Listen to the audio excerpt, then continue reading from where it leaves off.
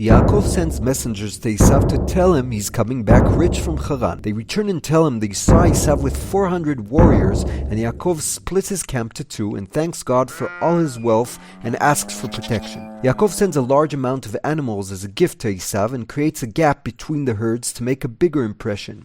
Yaakov moves all of his people and possessions to the other side of the river, but when he's all alone, he's attacked by an angel who battles him all night. The angel hits the upper part of his leg, but Yaakov doesn't give up. Upon dawn, the angel begs to be freed, but Yaakov insists on a blessing from him, and the angel blesses him that his name will change to Israel. Yaakov calls the place Pniel, and the sun rises and he sees Esau's soldiers in the distance.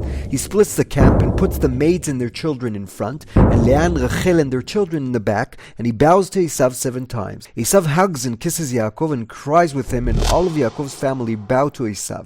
Esau refuses the gifts, but Yaakov insists. Esau offers to walk together with Yaakov's camp, but Yaakov claims that the children and animals have to walk at a slower pace. Esau returns to Seir, and Yaakov builds Sukkot for his herd. Yaakov buys an area near Shechem so he can settle there and place an altar. Dina walks around the city Shechem, and the prince named Shechem kidnaps and abuses her.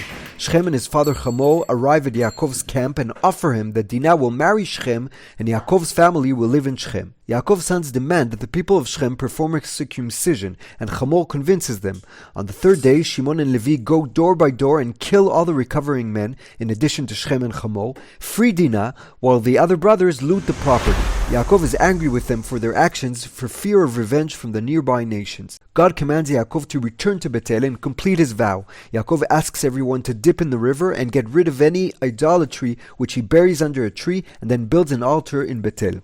Dvorah, Rivka's nanny, passes away. Rachel gives birth to Binyamin but dies during labor and is buried near Efrat. Yaakov arrives at Hebron and Yitzchak dies at age 180 and is buried by his sons in Me'arat HaMachpelah. Esau's offspring multiply to many tribes and kings.